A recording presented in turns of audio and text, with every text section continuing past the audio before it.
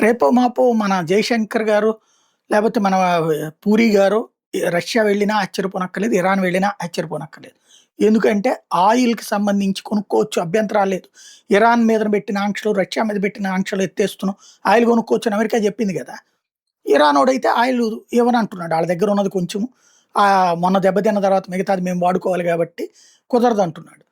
Russia వాళ్ళైతే అమ్ముతారు గదా! రష్యా దగ్గర నుంచి ఆయిల్ కొంటున్నాం ఆల్రెడీ. మనం వెళ్ళక్కర్లేదు. ప్రస్తుతం వియత్నాం అధ్యక్షుడు పోయి రష్యాని కలిసి రష్యాతో ఎంఓయూ కుదుర్చుకున్నాడు. ఇక పైన ఆయిల్ చట్టబద్ధంగా కొనుక్కునేట్టు. నెల రోజులంది. ఈ యుద్ధం ముగిసే వరకు రష్యా ఆయిల్ కొనుక్కోవచ్చు. రష్యా అందుకోసం ఇరాన్‌కి ఆయుధాలు ఇస్తా యుద్ధాన్ని ప్రొలాంగ్ చేస్తా ఉంటది. ఇంతకాలం రష్యాను దెబ్బతీయడానికి 4 సంవత్సరాల పాటు ఉక్రెయిన్‌కి ఆయుధాలు ఇచ్చింది గదా! America, NATO, Europe. ఇప్పుడు 4 ఏళ్ల పాటు యుద్ధాన్ని పొడిగించడం ద్వారా 4 ఏళ్ల పాటు తన ఆయిల్ అమ్ముకునేందుకు రష్యా ప్లాన్ చేస్తుంది. ఎత్తుకు పై ఎత్తు అదే.